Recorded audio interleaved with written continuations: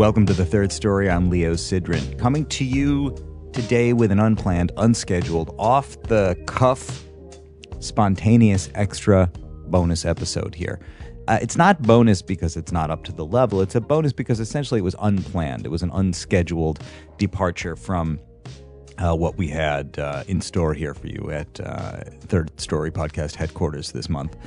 But I didn't want to miss an opportunity to have this conversation, and I didn't want to sit on it for too long. I'm talking to my old friend, comedian Nate Craig.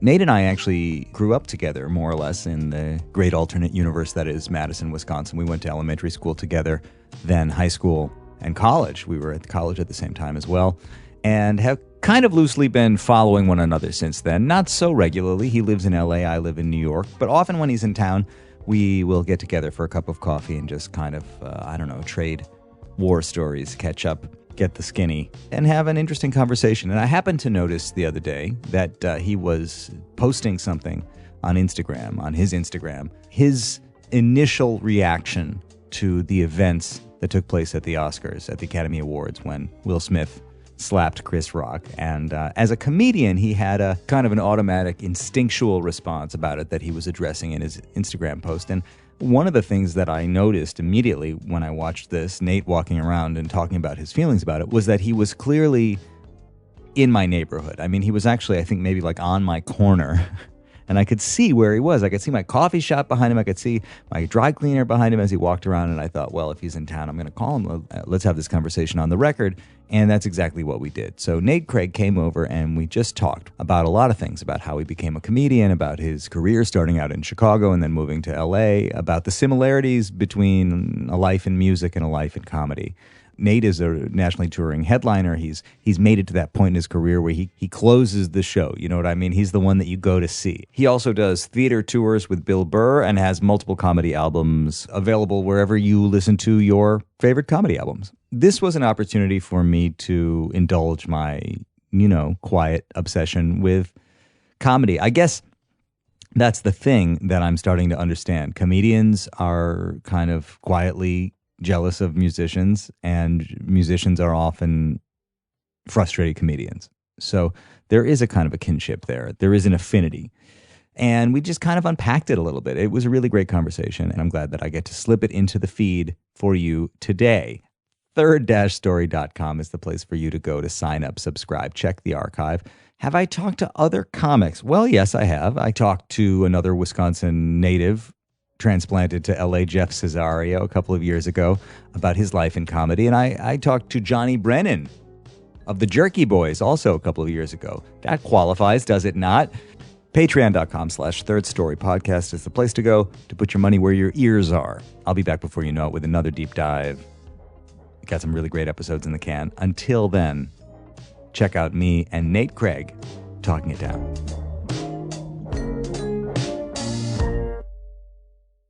There's no segments, Nate Craig, and in fact, this is less structured and less prep than I normally do for these things. Okay. I usually spend a good week thinking about who I'm going to talk to and what I want to ask them. Well, we've spent our whole lives together, Leo, on the other sides of the planet, but there's no preparation necessary. How far back do we go? Kindergarten? So the last time I saw you, which I think we've established was like right before the year before COVID, I remember we unpacked a childhood memory. Yeah. Which I think we should do again just quickly. Visit the bag of weed. Bag of weed. So because that's how far back we go. And I have my whole life have this fuzzy memory. This is how I remembered it. My parents were out of town. I think my parents were out of town because there's a babysitter involved. We went to Orton Park in Madison. On the basketball court, there was a wallet. Uh-huh. These are just kind of fragments of the memory. Confirmed. All these are confirmed. There's a bag of weed inside the wallet, which I don't think I knew what it was. Yes, continue. Because I will admit, in my memory, you're not there. Okay. I mean, a young friend is with me. I'm not saying you weren't there. I'm saying my memory didn't contain you. Right. And I thought we gave it to the babysitter and the babysitter panicked or something. Uh-huh. I had this kind of just these, very foggy, blurry images in my mind. And when we got together, last time you were like, hey, you remember that bag of weed? And I remember, holy shit, you were there. Yes. And you know the story. I remember a wallet, had a driver's license, a $20 bill, and a bag of weed in it. Yeah. I remember, and I don't know how, and my mom freaked out because I remember going, that's marijuana. And she wanted to know, how would you know And she was like, how did you know what that was? Because at the time we had this neighbor who was like, I mean, for Madison, he was like your stereotype, like redneck, broke down cars in the yard kind of guy. And he eventually, I don't know if he like exposed himself to like a neighborhood, somebody, and like it was. I never was mean to me, never even talked to me really. Just but always had friends out drinking in his yard. And we lived by Wingra. We lived in like a very, I mean, Madison lived on is the near west side of Madison. It's the whole city's a nice neighborhood. Yeah. So like this guy stuck out, like he was like a relic. But are you thinking maybe you knew what marijuana looked or smelled like because of this guy? Or I just knew, I put it together in my head that's why would someone carry plants in their wallet? Right. Well, you were way ahead of me if that's what you were thinking about, because I don't think I had any awareness of it. I don't know how I knew what that was. I feel like, why would you keep plants in your wallet? And probably, we remember those weekends where you get free HBO? Yeah. And so, something was probably on. Dude, I was trying to explain that to somebody the other day, like, so to people that don't know what would happen is. By the way, my audience, they all know. They all know. Okay, all right, okay. But I still, well, maybe your audience can help us, because I don't know. You would plug in your TV. Yeah. You would plug in your TV to the wall. Yeah. You would get that. Yep. You have to go to you or 3. Yeah. And then when you were on 3, that was CBS. When you were on you would go to either 47, 27, or 15. Right. And those were the channels. Yeah. Or 21. 21 was 21. PBS. Yep, that's right. But they would just come in through the wall. Yeah. Like what? You would have an antenna, I guess. You had an antenna. But then how was HBO free all of a sudden? I guess the question is, did HBO come in through the wall? In my head, it would have come through the cable box, but you're saying there's no cable here. You didn't. I don't think there was a cable box. We didn't have cable. See, we did have cable, and I always thought that HBO came in as a part of that. That they would dangle that in front of you, but maybe not, man. Who knows? The world was a different place. Let's be honest. Yeah. The world was a different place. Yeah. You and I... They were pumping HBO in through the and leaving the light fixtures. Leaving weed on the basketball court. So the point is, we go back. Yeah. When I look at the path of my life, the truth is, and I don't intend in any way to make any change in my behavior moving forward, but I wanted to be in comedy. Yeah. I loved comedy. Like as a little kid, I was like that asshole little kid who would like get a bunch of adults at a dinner party and tell them jokes. You know what I mean? I have a memory of calling my parents and their friends to our basement armed with 14 jokes that somebody had taught me, a dress shirt tucked into dress pants, probably mousse in the hair, spotlight of reading lamp, Sunset Strip, man. And doing my best. You're live at the Palms. Yeah, dude. Man. Yeah. So I have to tell you that I, even from a distance and intermittently, have followed your trajectory with awe, wonder, and absolute delight. Oh, thank you, dude. Well, I get it, because you perform for a living, and it's a very bright spotlight doing stand-up comedy. Like it's a self-contained thing, and you're good at that, so it makes sense that would have been kind of you're hardwired for that. So it's honestly, dude, I always say it's people do stand-up because they can't play guitar. Yeah, like it's a very close connection, I think, between musicians and stand-ups. And if I had any regrets, it's stopping music, because I didn't play music like you did. I mean, you're proficient in however many different instruments. I played the trumpet and I loved it. Yeah. And then I just, for whatever reason, I just didn't think it was cool. It didn't fit with what I was trying to do, and I wanted to play, and then I made the hockey team, and that was what I thought, that's what I was drawn towards for whatever reasons. Yeah. And I dropped something that I really, really loved. Yeah. And I don't know if I would have kept playing the horn, because I loved playing the horn. And I always get nostalgic when I listen to it, and I think about that all the time, because as fun as stand-up is and how as rewarding as it's been as a career, there's so much pretense and expectation on it. What talk about that? What does that mean? Well, like this is probably something that I'm sure there's probably a direct parallel in music. Like when you're ready to tour, the album's pressed, you're or whatever you're you're ready to take out new songs and like do them and stuff. Totally, you're at the top of your swing. You know, you're not writing down a couple ideas and taking some chord progressions to the. You've developed it all. Yeah. You know, and it's hot, and you know when the changes are, and you know when you and your band are all in the same, and it's just moving. That's a hard place to get to. You know, for you, obviously, it takes so much work to get there, and in comedy, it's the same. Like you have when you're like polished and like ready to record like a record or a special or something like that, and then you have like the kind of the workout period where like you go through working out ideas on stage as a stand-up comic. I mean, you're getting up in front of any crowd you can. That includes a lot of crowds that did not know that there was going to be stand-up comedy where they are tonight. Wow. I mean, I understand the parallels, and I also appreciate you saying, you know, stand-up is for guitar players who stop playing or can't play. But music is generally more collaborative. I mean, I'm a songwriter, so like I guess I relate a little bit to that sort of that very internal inside individualistic process of writing and that kind of thing. But like it's not, I don't know of many songwriters at all who would go on stage at an open mic based on the response that they get, change a lyric or change the chorus, you know what I mean? A little bit.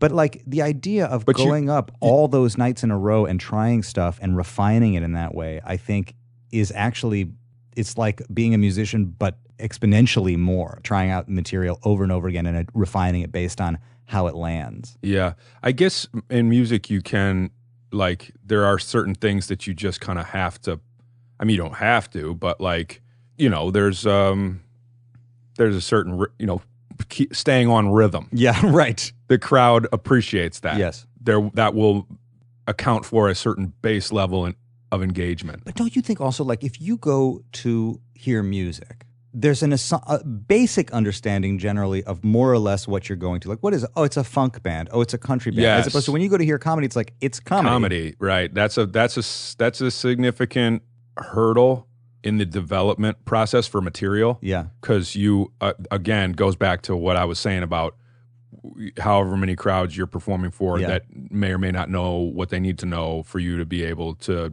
try new stuff or just do the good stuff, or, you know, you have to tailor your material to whatever crowd you're in front of. But if what you're trying to do is develop these three bits and the crowd, you know, it has a certain demographic or like their perspective is not going to facilitate this ain't, you know, work out material night, clearly. But that's an interesting thing. Like, what is your job? I think as a comic, as a comedian, you get up on stage, especially when you're in workout mode, and your job may actually be in opposition to what the job of the audience is. Like, if your job is to try out material, it is not necessarily to make that audience laugh. Right. No, you're right. I mean, the job is to entertain.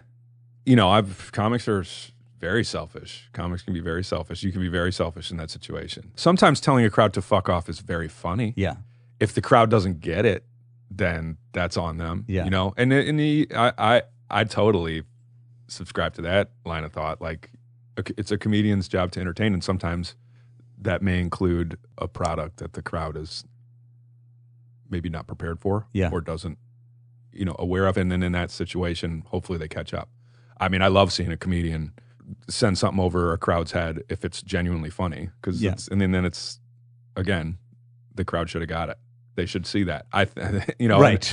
And then the issue becomes, well, what's funny? Well, I remember I go all the way back to being just out of college in Madison and going to open mics, and I remember you must have known Ed Harrow. Yes, good friends with Mike Birbiglia. Yes, right. He toured early with Mike, on with Mike, right? Exactly. Right. And Ed is from Madison. And was married to a friend of mine early on, and then that marriage didn't work out. But anyway, he ran an open mic in Madison. This is when you were in Chicago. And I remember he would sit in the back of the room, and comics would go up, and they would say something, and he would go, funny. He wouldn't laugh. I mean, yeah, that's a little bit, that's like comic language, the kind of loud, forced laugh, even when it is funny, but they're so, they're listening with a different ear. I mean, have you forgotten how to laugh at that point? Nah, right. No, but yes. Like at that point, it's like, all right, we're all here. We're going to see so many jokes. And I mean, but I mean, it's not to be said that somebody couldn't have made him buckle over with laughter, right. But he was just like, didn't have the energy to do it for every joke, So, but just because that was the case didn't mean he should not acknowledge it. Right. So he was putting one on the board for whoever, comic number totally 14. So, but I want to hear honestly what the journey was and how you did it. I mean, first of all, you gave up the trumpet, you're playing hockey, what happens that? Well, I was always, I mean, there's something, I mean, stand up is stand up. Yeah. It is what it's, I personally think it's undervalued, and we could talk about what happened at the Oscars. That is what led me to call you here. That was what, it's like, that, I gotta be honest, man, that triggered me a little bit. I saw the insane disrespect and the insane narcissism that took to create that ridiculous moment that embarrasses everyone. It's so multifaceted and so multi-layered, and there's so much to unpack. And I only feel honestly that I have the qualification or right to unpack part of it. Me too. I mean, who's to say? Who's to say? Honestly, I felt like and I've seen clips come up. There was a joke that he told about Jada Pinkett Smith in 2016 when he hosted, and I mean, they're celebrities, so who knows what the issue is there beyond what anybody else can see. But just like on a surface level, it was clearly somebody that's got mental health problems. As leading man, alpha as he appears, he's also got that nervous, like, please like me actor, like showman kind of thing. I was actually just talking, I did like the new material show. Mike Costa from The Daily Show's got a show at New York Comedy Club. Awesome. Down on 4th. And I was doing that last night, and I was just like, there's no such thing as an alpha in Hollywood, really. Really, pretty much anybody going on stage to get attention. Like even Tony Robbins, as big as he is, he's got hands like cinder blocks. Yeah. That's beta, real little dick energy out of Tony Robbins, and needing warehouses full of timeshare applicants to for sure think that he's got the world figured out. Like, okay, but I do think the thing about Will that's complicated is that he has spent 30 years cultivating a very relatable energy. Man, as wonderfully, as professional, and as absolutely rock solid as Chris Rock handled that, since then I have just been thinking about how awesome it would have been if he would have eviscerated.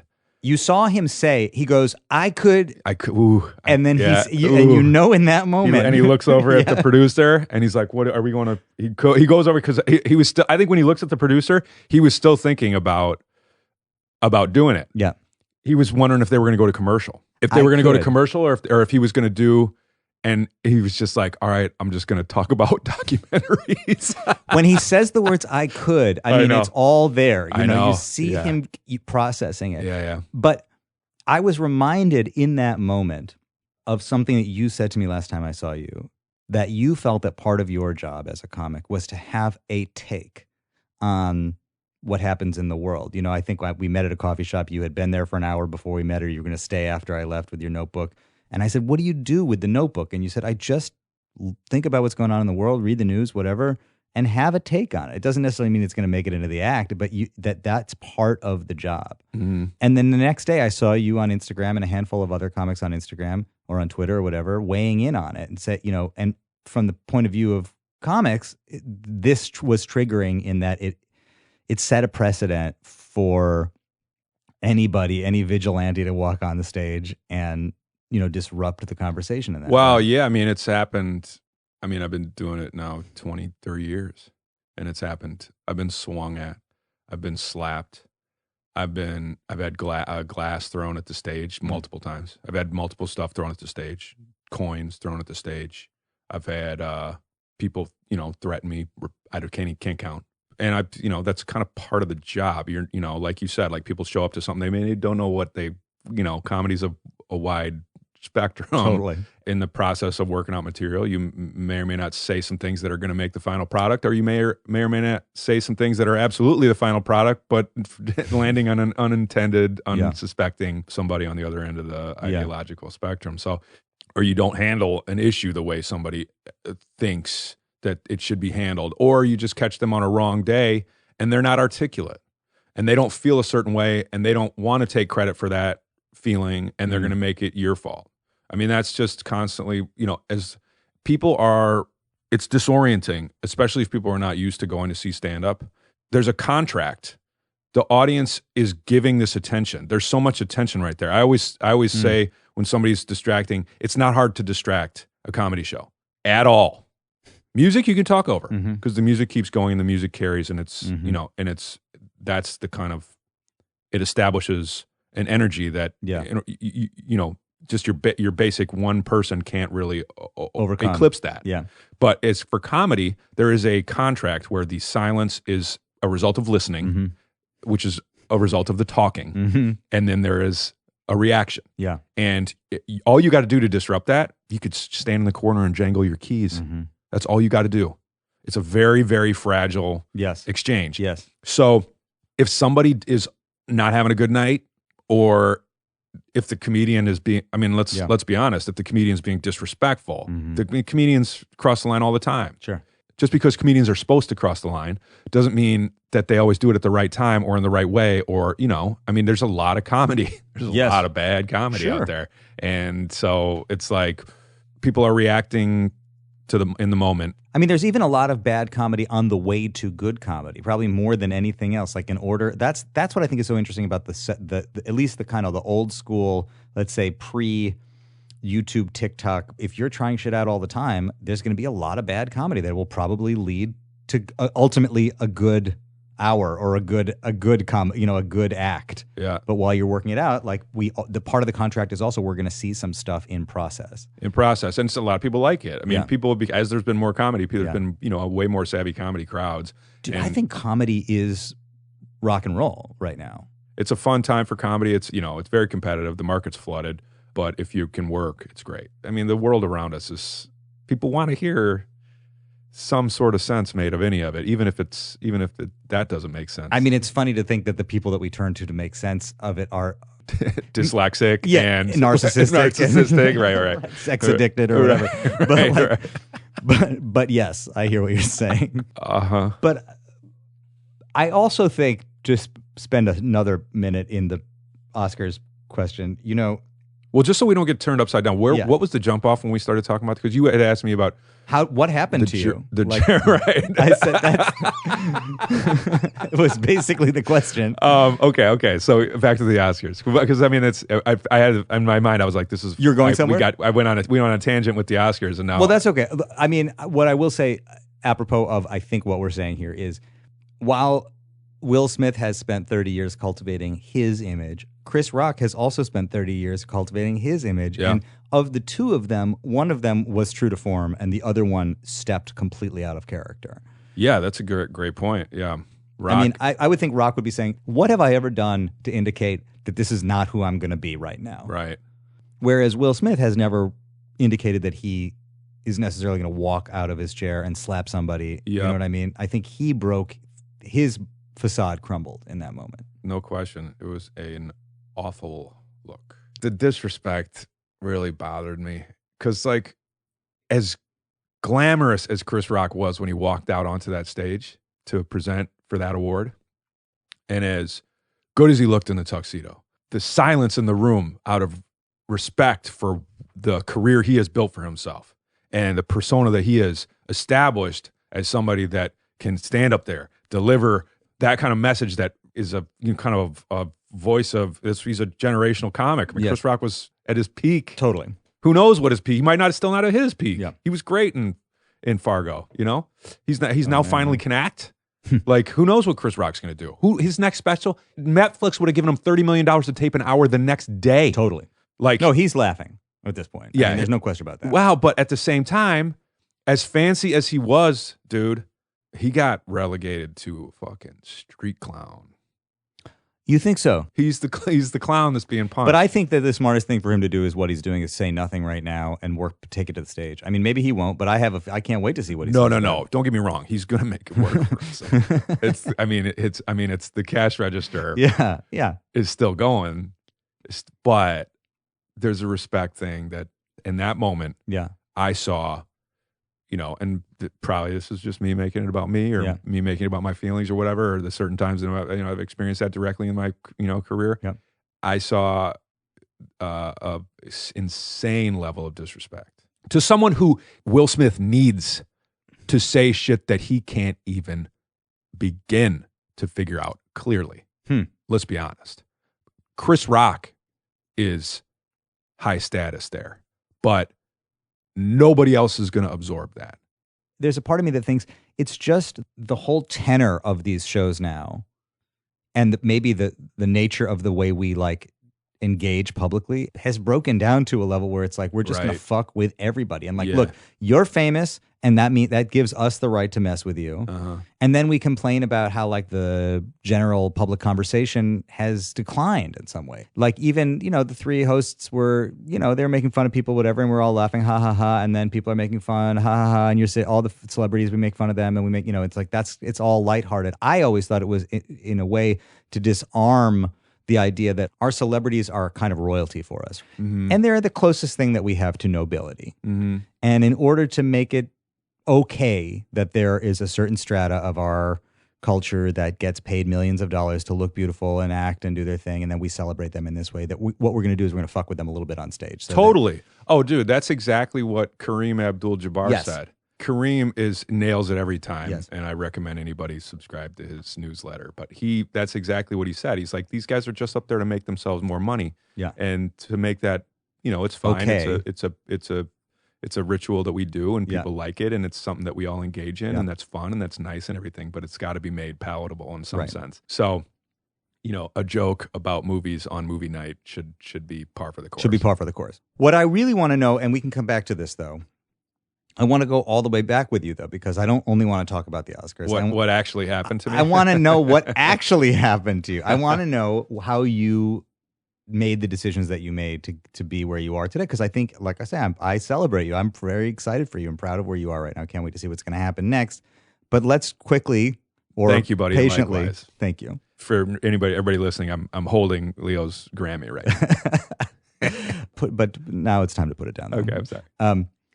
Let's do the quick and dirty here. Yeah. What did you do? When did you go to Chicago? Well, Wisconsin. Yep. 2000, Chicago. Comedy in Wisconsin?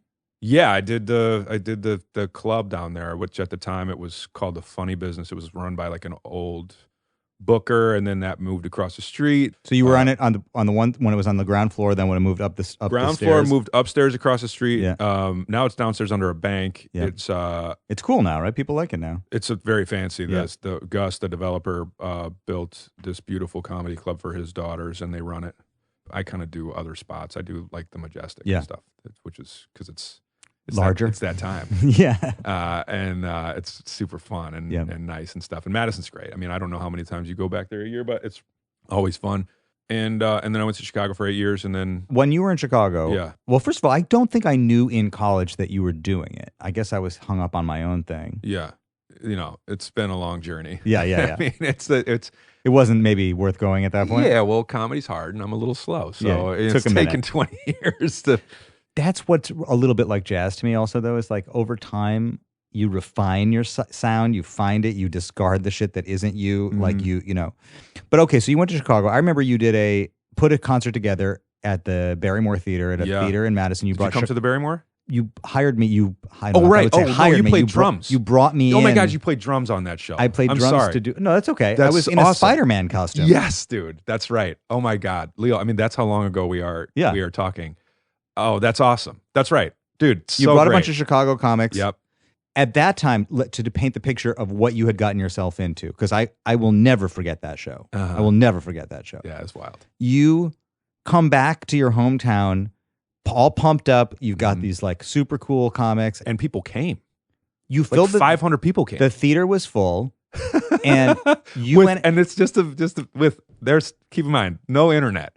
Yeah. I'm putting flyers on pizza boxes. Totally. You came out and did a very high energy, super cool set. I hadn't seen what you were doing for at least for a while, and it was like, okay, it's getting developed. Here are some of the acts that you curate to come and do the show. Yes. One guy, this is what I was a part of, has me come and wear a Spider-Man mask and a hoodie and sit down behind a drum kit while he's trying to basically bomb, right? That's his act. He's going to go out and do he did have a bit. He had a bit. There was a bit there. His name was Mike Olson, and he was one of those guys, over comedy. I mean, and I don't know if it happens in music where there's really talented people that just don't take to the self-promotions, or they never pick the right people to play with, or maybe they can't write a song, but they're just super talented, So many people like that. Mike had these kind of just wild conceptual bits that were like so. It was like Andy Kaufman kind of thing or something. Yes, he was, hi, how you doing? What do you do for a living? Thank you very much. Yeah. He would just do he would celebrate the banter like it was material. My wife just flew in from somewhere. Thank you. Boy, I saw a fat guy the other day. Real fat. Thanks. Thank you very much. And he says to me, just do rim shots behind me, badump-cha. After he says thank you, and it got faster and faster. Yep. Thank you and then he would go nuts, and then he started taking his regular clothes off, and underneath he had the rest of the Spider. So you have the Spider-Man hat on. He had the rest of the Spider-Man. Yeah. So you guys were. It's really a 2-person act. It was a 2-person act. Yes. Yeah. You played a show at the Barrymore. I mean, I got to tell you, one of my proud moments, considering I was like a frustrated comic, like that I got to do that. But the other thing that I remember, and you may know where I'm going with this, is that to me the show culminates with, this is like maybe one of the bigger names who is going to be on the stage. I don't know who she was. You'll have to fill me in. Was it a woman who did it, right? No, it was a dude, guy. but there was a woman backstage. So this is an act I saw. I saw it before. It was a different in a different format before when I saw it. I don't know if I want to tell. Okay, so I'll just do the one in Chicago. Are we not allowed to even say the no, act? I mean, are we doing totally. It was my buddy Bill O'Donnell. He doesn't do stand-up anymore, and he's actually divorced, but his wife at the time, Michelle O'Donnell, was backstage for this. So this was like a 2-person kind of version of this. It's like the Aristocrats. It's a version of the Aristocrats. It's a version of the Aristocrats with actual bodily fluids. So he comes out, and it's the song from Rocky IV, right? Hearts on Fire, I think, where it's like dun, dun, dun, dun, dun, dun, dun, dun, dun, dun, dun, and he's hearts on fire, whatever. It's all Rocky IV based. The whole bit is Rocky IV based, and he's in like a green Adidas tracksuit, and he's like whooping up the crowd, who thinks that eventually he's going to get to this mic stand. Right. Well, I mean, he does, but not to talk. He eventually does a striptease.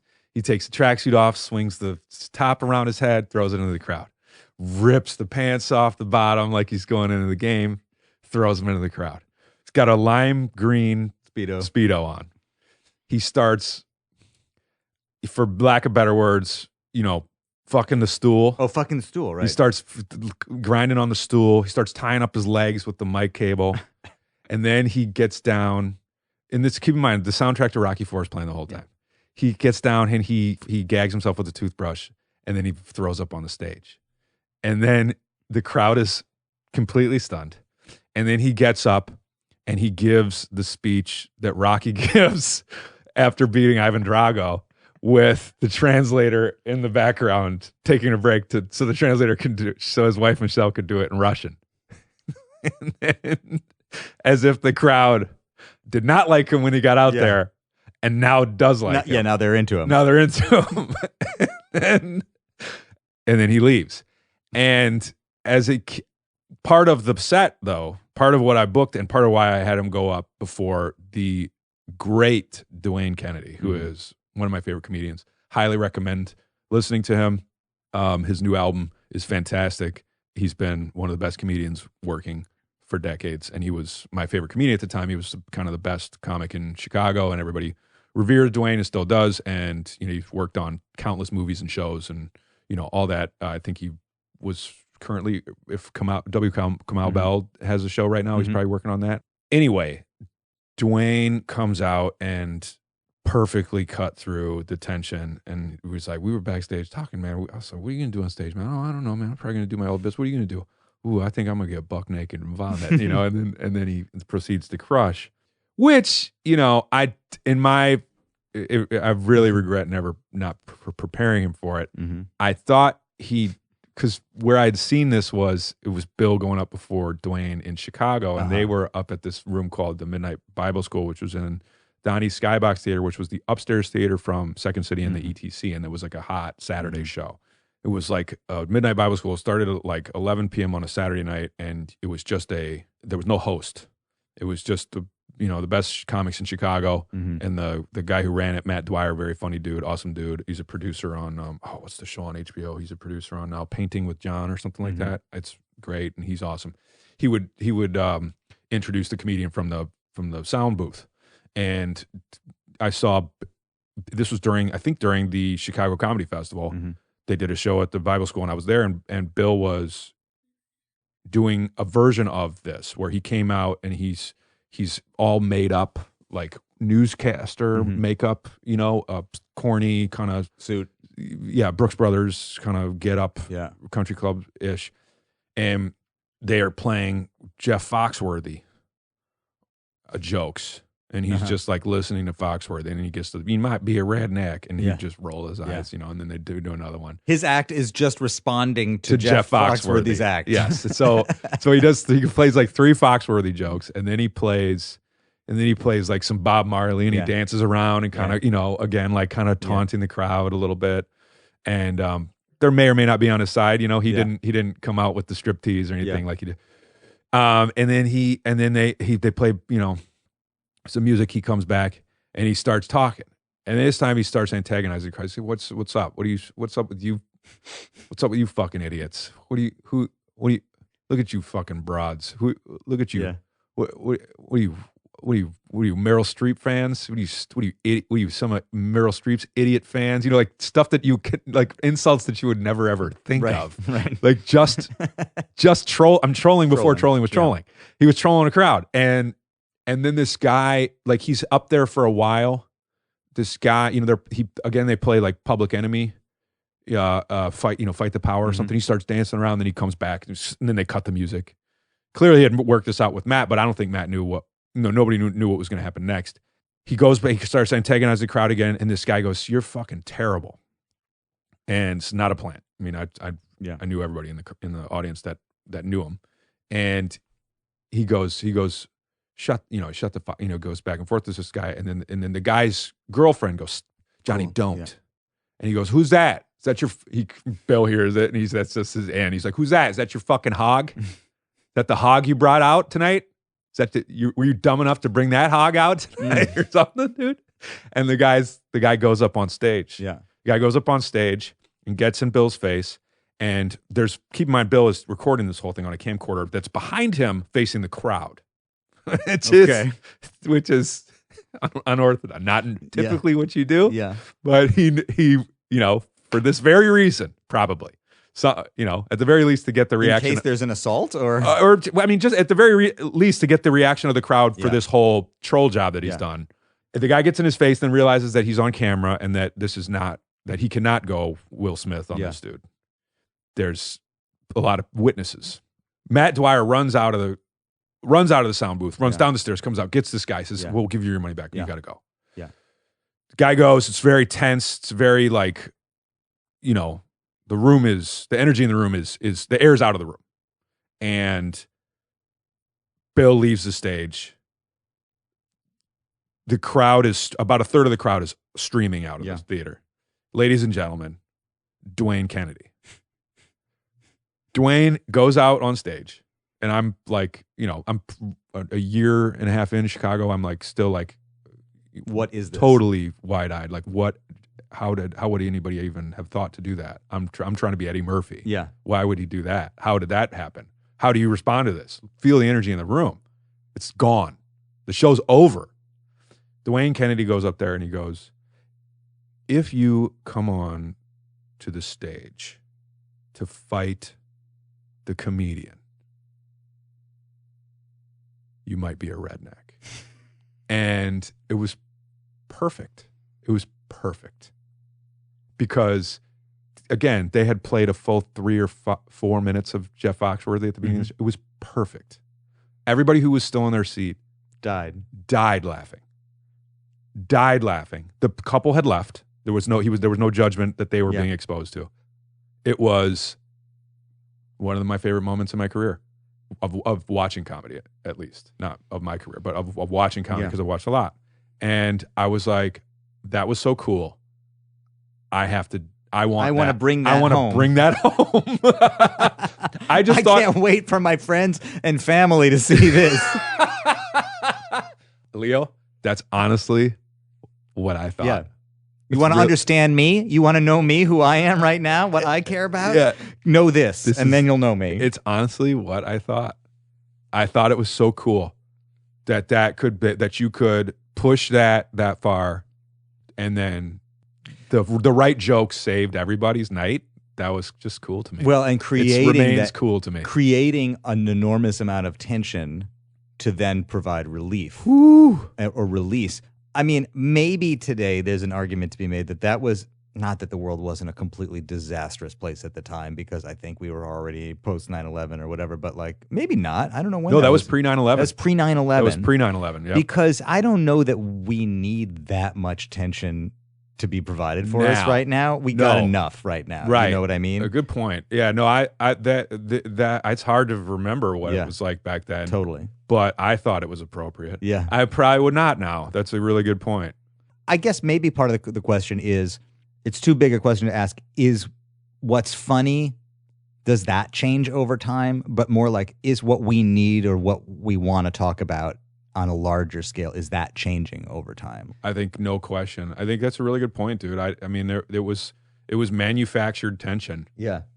Is what that was. Totally. It was manufactured tension. Just to feel good when the dude came out. When it was fixed. Yeah. We fixed something that didn't need to be broken in the first place. Exactly. Yeah. But it was broken. Look what we did. We played with all of your expectations and all of your emotions and all of your, senses of what's right in the world. Right. And there's something very visceral about living it in three-dimensional space. Like we watch a lot of TV that makes us feel that way, but there's something very different about it where there's actually like kind of a sense of physical danger around you when it's happening. Yeah. Yeah, you're made very aware that things can go where not to be trifled with. Yeah. We're animals and we can flip a switch.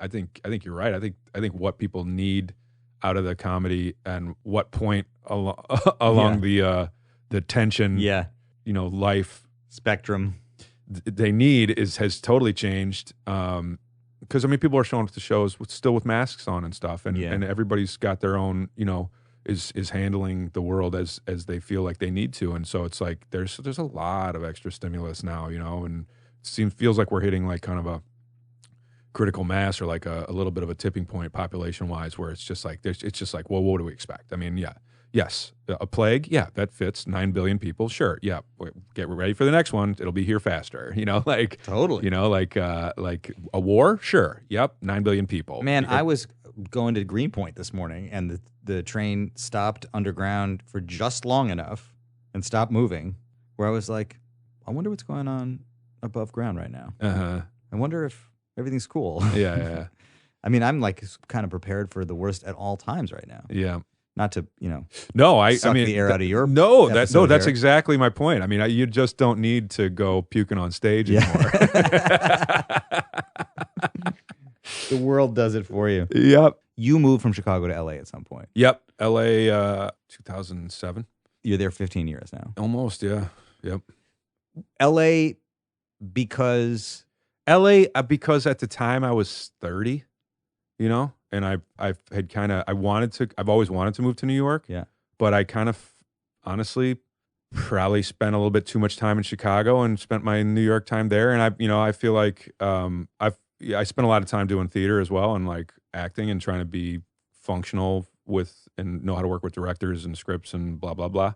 And so if 80 or 90% of the television is made in LA, I mean, if I'm trying to make a career out of this, that was my move. Ultimately, that is a kind of recipe, right? It's like Chicago, New York, LA. There's a lot of people that have done that. Yep. You kind of do your early theater years, whatever, comedy in Chicago, go to New York, get discovered, go to LA, do the Yeah, work. you got to learn how to puke on the stage. Yeah. You got to cultivate that. So yeah, and then LA, and you just try to work when you can. And I want to be a stand-up comic. And I've, as certain things have and have not happened for me over my career, it's, I feel very fortunate in some respect that I've stayed a stand-up comic. I don't imagine I would have, because once ever you start quit, when you start acting, you get shows and stuff. You're yeah, like, you get a certain amount, and then you get, maybe you don't got to go take that week in Seattle. yeah. But you started this conversation by saying the spotlight is very bright, and there's probably nothing that feels like that. Sure. Yeah, good or bad. Right. Yeah. Right. Right. Yeah. So I suppose that. Never I mean, if gets I were to old. say to you, I'm going to put $1 million in your pocket right now, you can never go back on stage. I wouldn't take it. No question. Did you watch the show Hacks on HBO? Yeah. That moment was a great moment. Wait, I don't remember that moment. She goes, this guy's being disrespectful. She's getting the Joan Rivers kind of legend. Oh yeah, that's right. Character is like kind of tooling up her act for a bigger show. Yes. So she goes back to one of the shows one of the clubs, I think in LA, Yeah. where she used to go up and kind of made her, Yeah. her name. And the host is a little bit of a douche. I remember this. And he's up there making like real misogynistic jokes, and he's tone deaf and disrespectful, and the jokes are not structured well, Yes. and they offend her sensibilities Yes. on a lot of different levels. I remember. And she starts going in on him on Yeah. stage, and she's like, I'll give you, I think she says $1 million, Yeah. like more. And she's, if you never do stand up again, And he to quit takes it. stand up. Does he take it? I think he takes it. I don't know. Well, then your listeners will have to watch. Shit. It's a great moment. I mean, Yeah. whether he takes it or not is not Yeah. important to me. Yeah. But as a comic, I was like, no way. But then again, he's a bad hack. comic. He's He's a a bad hack. comic. He's an idiot. You can lie to yourself all you want. You can be delusional, and most performers are at some point or another. Do you have to be? I mean, to make it through some of the dark times, yes. Or I mean, I don't know. Who knows where my career is going to go? Because I mean, it's so funny when people are like, Jim Carrey, I slept in a car, or I wrote myself $1 million check. You just got to believe in yourself. Yeah. Well, no, Johnny Depp had to believe in himself. But what is believe in yourself to what end? Like, what is it to be successful? If you 20 years ago you moved to Chicago, you're just trying to figure out what's what. If you look at your career today, are you successful? If I told myself then the highlights of my career, I would be very excited. Yeah. It changes as you go. You know how it is, man. It's like you're like, yeah, but that's where. 100%. Well, now this. The whole thing Mhm. depends on, because see, what we want to do is, and then you're just constantly shifting and I mean for good reason. Like, Yeah. you're still the same artist and musician and writer, and you have the same work ethic, and you have the same, you're absorbing the landscape as you encounter new turns and options. Totally. And decisions. And so it's obviously going to change. It would only make sense that, anybody worth their salt is going to move the goalposts on them. You got to keep moving forward. You got to keep producing. So is that delusional? Depends on how hard you work, I guess. Right. I mean, it's funny. You talk about that moment in Hacks where the comic is offered money to stop. That's what triggered you, or made it clear to you what you would or wouldn't do. Yeah. I watched these documentaries on the Fire Festival. Did you see these docs on the Fire Festival? I saw one of them. Yeah. That was extremely uncomfortable for me because I feel that I am at all times in my life probably like 20 degrees away from that guy. Only in the sense that it is an act of a huge leap of faith every morning when you wake up. Yeah. You know what I mean? And Yeah. like, I know why so many people believed that guy could pull it off, because when you've been involved in so many projects that are always a thin hair away from falling apart, you just get used to living that way, I feel. There was a part of me that just was like, yeah, I think the reason he convinced so many people to do it and to convince them that the money was on the way or whatever, and that it was going to get pulled off, is because isn't that what we do? Is we just we kind of believe it's going to work out. I mean, you walked in here today telling me everything's going really well, except there's one thing that like Right. isn't going really well today, and it's going to be cool, but it's like everything's fragile. Yeah, it's very fragile, and you kind of just take what you get, and that's the only option.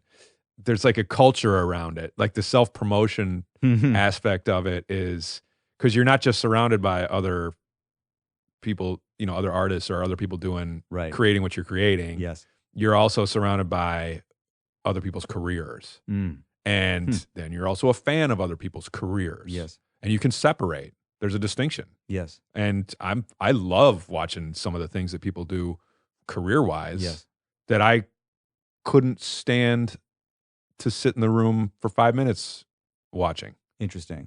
The work versus the career. The work versus the career and how people navigate that exact kind of Yeah. process that fluctuates from, delusion to opportunity to, to accomplishment to meandering.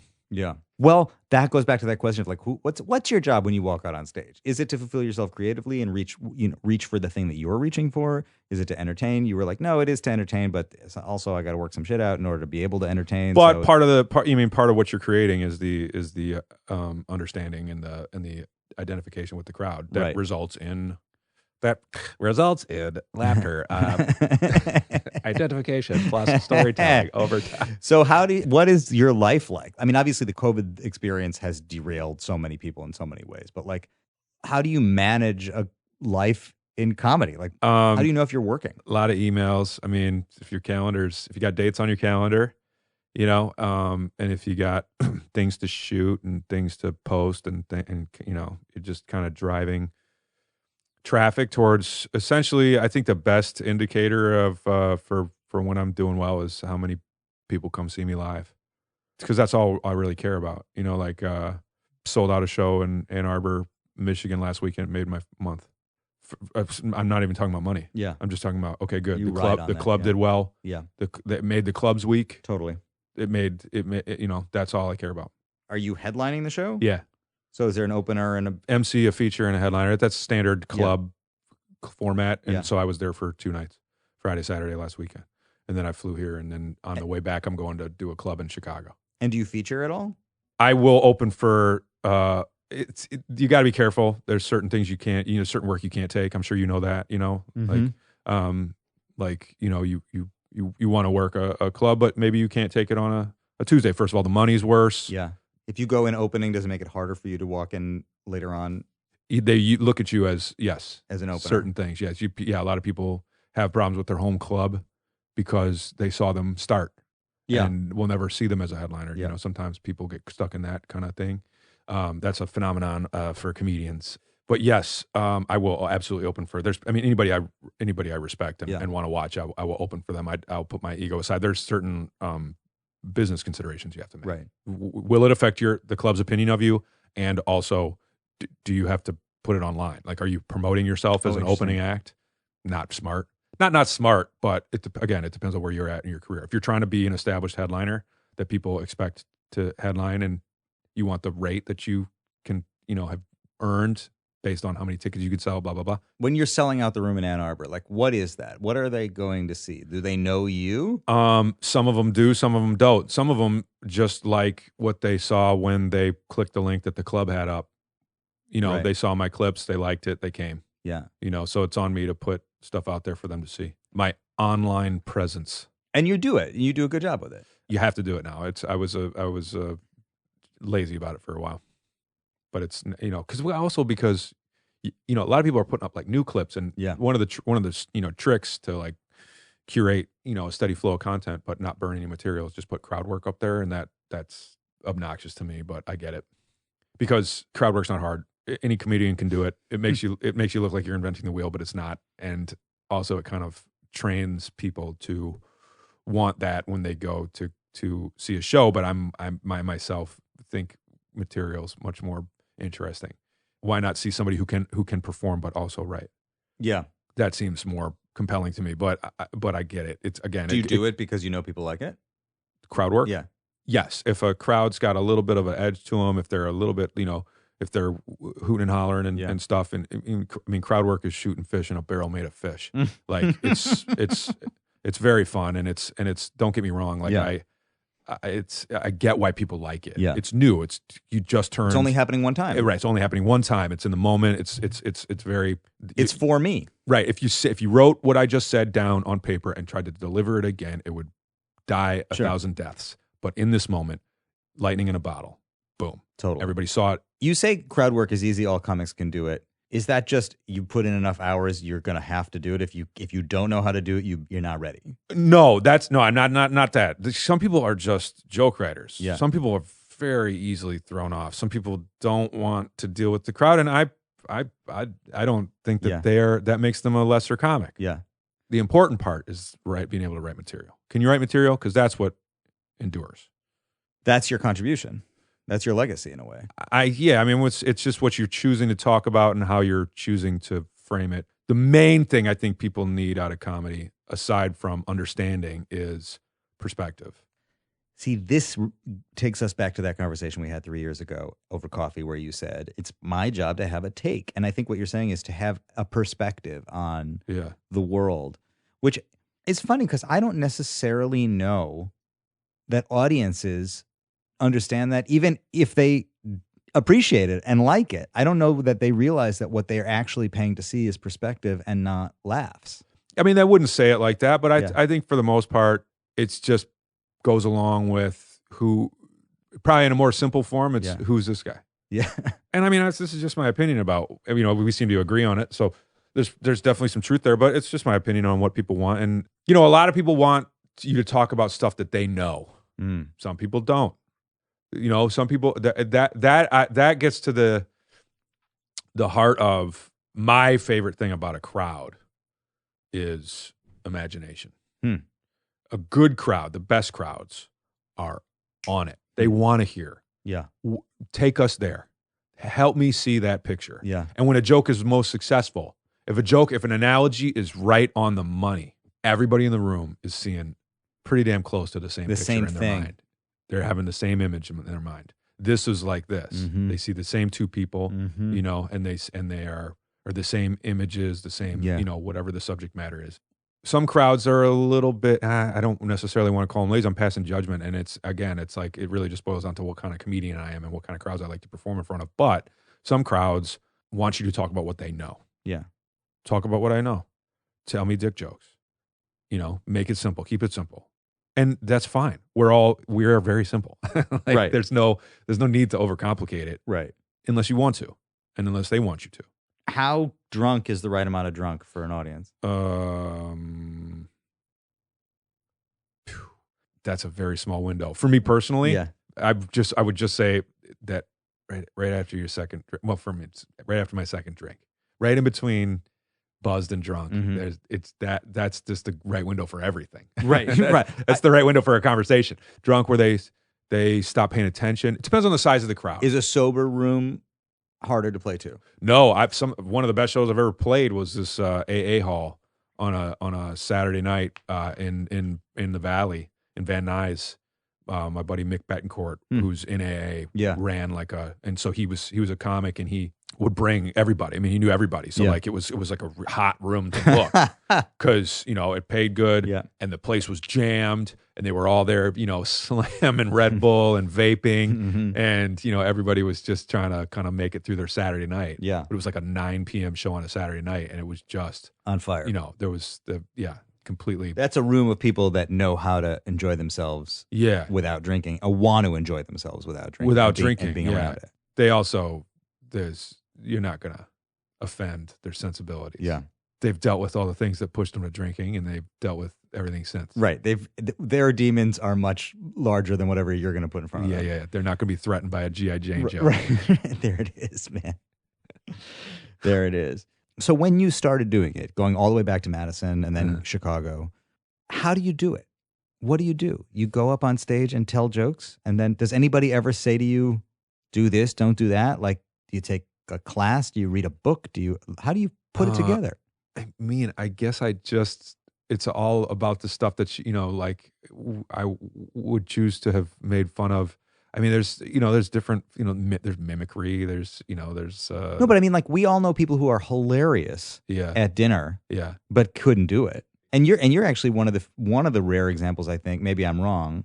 You're outgoing. You know what I mean? Like, you know how to like look people in the eye, have a conversation. You seem pretty well adjusted. Which I think a lot of comics don't come across as. yeah. I don't think I'm crazy. And so I think that like you're an example of somebody who I think could tell a funny anecdote at the bar and then also be funny on stage. I think a lot of comics are not like that necessarily. They're maybe more, maybe not, restrained in life or awkward. Or they're the kind of psycho that does their material in conversations with people. Do you feel that among your comic friends when they're doing material? Can you feel Yeah, I don't really hang around with people that dip into that. Yeah. That's not necessarily true. It gets to when it's self-aware, then it's like, okay, yeah, we're doing bits.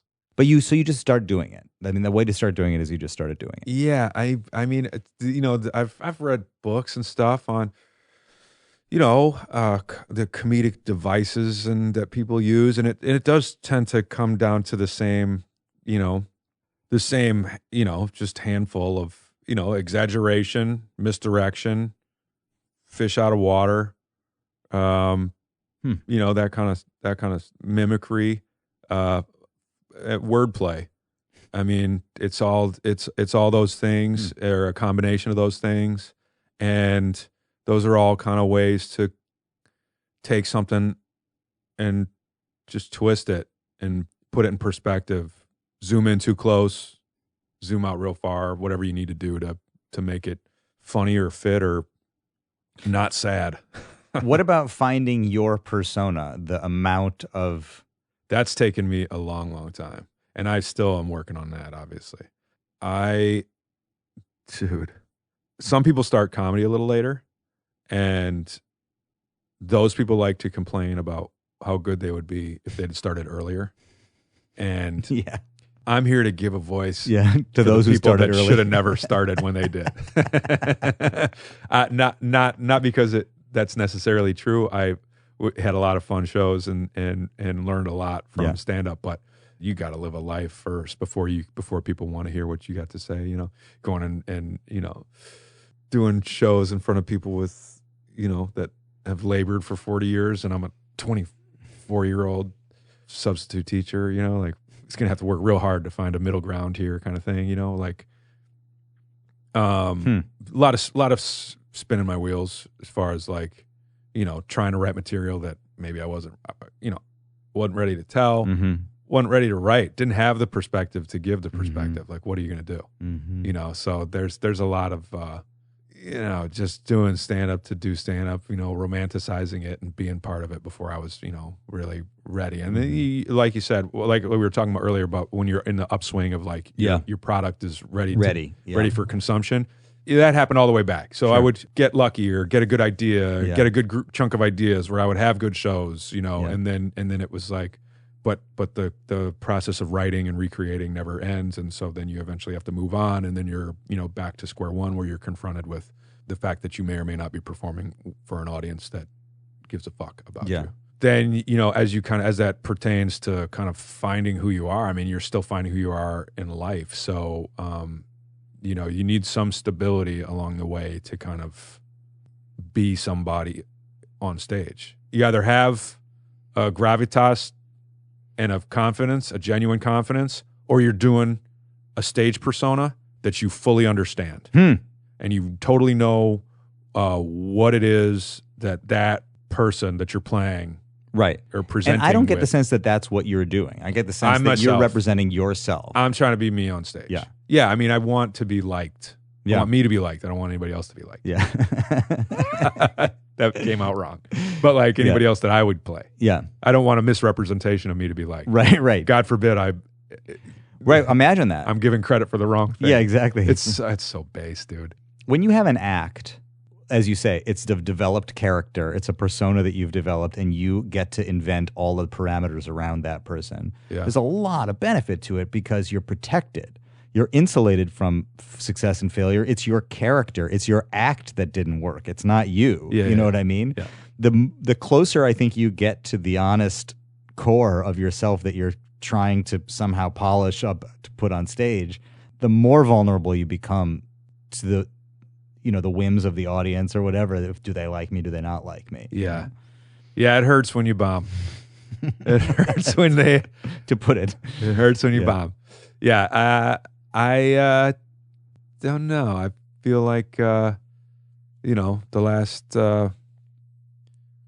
5 to 10 years, I've gotten to a place where I'm just way more... Because it is hard. Yeah. Stand-up is very difficult. And you can write a good bit. Yeah. And you can be charismatic, and you can point fingers at the crowd, and keep those balloons in the air, and you can put on a show and stuff, and kind of pass for a stand-up comic. You can but constantly trying to work on that, like I said, that genuine confidence, because if I'm trying to present me, that better fucking be there. Is it more important to you to be funny to an audience or respected by comics that you respect? I don't know. I don't know how to answer that, by the way, if you ask me that question musically. I think that's directly dependent on what I really care about, and that's my opinion of my product. Mm-hmm. That's a kind of a non-answer, but it's tethered to, like, what comedians think of me is I care about which comedians are thinking of me, and I'm choosing those comedians based on what I think of them and their product, and that is based on something that I can't control that assesses me and my product. I see. I guess in that respect, I don't give a fuck about the crowd, because you can't choose your audiences. So it's not worth being fixated on whether or not the audience thinks you're funny, because you don't have any control over that. Yeah, like I would feel really bad if I was selling out, theater tours and bombing. First of all, it's not going to last very long. Financially, that's going to hurt, linger. But also, those are people that came out to see you. But that's a very different dynamic. Totally different. One dynamic is you walk onto a stage and you're either like, you kind of have a couple options, right? Like, I've seen this with musicians too, whatever. You walk on stage, you might have a sense of what you're going to do when you walk on stage. If you realize it's not landing, that's when you have this moment where you're like, okay, well, I have two options. I can either work on what I came here to work on, or I can do what I think is going to make these people enjoy themselves. And maybe there's something in between that you can find or whatever, right? But they don't know who you are necessarily. They didn't come to see you, so it's like, it's up to you. The other thing is they're coming to see you. Yeah. And then you're dealing with you have a little bit of an arrangement that you've made with this audience. Yeah, right? Way more freedom, way more creative license. They already know who you are. They appreciate the way you think. The imagination is there for you to commandeer or whatever, guide. That's the difference between in my albums. Like I did Infinity. I did in 2013, I think, in Cincinnati. Mm-hmm. I did Eggshell in 2015 in Chicago. And then Preferred Customer, which is the special, was in LA in 2018. And the first two were done at comedy clubs on a club weekend to crowds that had no idea who the hell I was. Really? Yeah. So they may have found out who I was. They may have known who I was, but for the most part, I mean, you can hear it in the records, and I like the album's work. It's just you're just listening to a different dynamic. Yeah. When you tell the story about the now notorious Chicago vomit act, it's hilarious to you. I mean, even as you tell it, and the first time you saw it and the Madison one, it's like the look on your face right now. It's like, it's so funny to you. I think that's funny from the point of view of a comic telling the story. Mm-hmm. It's like, that's material that really works. It's inside baseball. You know what I mean? Yeah. It's like, it's so out, and conceptually you appreciate it so much. Nobody laughed at it. The only people who laughed at it were other comics who couldn't believe it, or just thought it was brilliant in how conceptual it was. Yeah. No matter if the crowd's there to see you or not, I mean, the possibilities are infinite, What else? Let's just close it up. What else? My main focus right now is this new, I got an hour of material. It's the best hour that I've ever done. It's the most fun I've ever had. And I think I'm going to call it screen time. To get back to some of the themes that we've been talking about. You said it when you walked in today. You said, I'm funnier than I've ever been. Well, I've said that to you. That's going to make me sound ridiculous on your podcast, but I said it to you because you asked how I was, and I knew that would communicate exactly what you wanted to know. And I don't know if I'm funnier than I've ever been, but I definitely feel I'm enjoying the material I'm doing now. I'm trying to think if I were to say I'm writing the best songs that I've ever written, my biggest fear is that I'll never write a song as good as the song that I wrote before. Uh-huh. You know what I mean? Like that my best days are behind me, that, Sure. you know, the blank page is always staring at you, menacing. You're not, you know, you might have been somebody yesterday, but you're nobody this morning, which is why I think by saying I'm funnier, I mean, I don't think it makes you look arrogant or whatever to say I'm as funny as I've ever been, or I'm funnier than I've ever been, because it means that like you feel like you're still improving. Definitely. I'm bullish on at least my ability to do what I've been doing. And I'll just keep it in those parameters. Yes. And that's fine because I've been able to stay around for, you know, a good run. So I think I'm going to be able to keep slanging Nate Craig. Yeah. But but hopefully even better. Like I do like this new material, but there's bits I look back on and listen to where I'm like, man, I could sell that better now. Oh, interesting. But once you burn, you put it on an album. That's a classic thing. People are like, oh God, I tell that joke so much better now, you know, but it kind of takes the process of putting it out to kind of get there where you're like. I think that's really interesting because it assumes that once it's out there, you're not allowed to tell it anymore. It assumes that everybody has heard it. I mean, is that why? Because once you put it out, then you think people have heard it, so you can't do it again? No, that a little bit, but I think it's because at least as a comic, putting out specials and albums, it does kind of freeze it in place. So you could do it again and again and again and again, and it can be way more, you know, thoughtful and better, and have a bunch of different tags and a whole different punchline. Yeah. And you'd be crushing. But that's the only people that are going to enjoy that are the 300 or 4,000 people that are seeing you do it in whatever venue you're doing it in. But when people go listen to, you know, the bit on Spotify, like there was a bit that I loved so much. I did it on my album, and it kind of ate it. It didn't eat it, but it got laughs, and then but it didn't roll the crowd. There wasn't rolling laughter, hooting laughter. You know, I had just an old recording of a set in my cell phone. And I put my own albums out. And I use a website, and the website was like, "Hey, our billionth listener for our users, you get a free single, you know, distribution fee free for 5 years." Great. Okay, what am I going to do? I didn't have anything recorded. Yeah. I had that bit in the phone, and I didn't like how it went on the album. Yeah. So I re-released it with a different title. Cool. So people can just hear it doing differently. Yeah. If they even know that it's in two different versions. Yeah. But I just wanted it represented kind of forever. And so when it's frozen like that, you know, that it's not that you can't ever tell it again, but that's how it's going to be told the most, and that's how it's going to be told forever on your whatever body of work that you have out there representing you at all times, globally. So it's a worldwide, global, perpetual C-. That you just live with, just like a tattoo, bad tattoo. Nate Craig, I am so excited for you, and I feel like no one could have predicted. Two kids found a wallet filled with a little bit of weed. Smoke that weed, $20. $20. We gave him back the $20 too. I hope your babysitter kept that. How did you tell? You told your mom after the fact? No, I thought your mom was there because either my mom talked to your mom, who talked to your babysitter, or my mom talked to your babysitter, and I was like, we found marijuana. I think I was just like just a blabbering little child, like marijuana in the park. The guy it's a full Wisconsin too. Marijuana, real hard, real rounded hard. I had a hard accent at that point. And the guy's letting driver's license.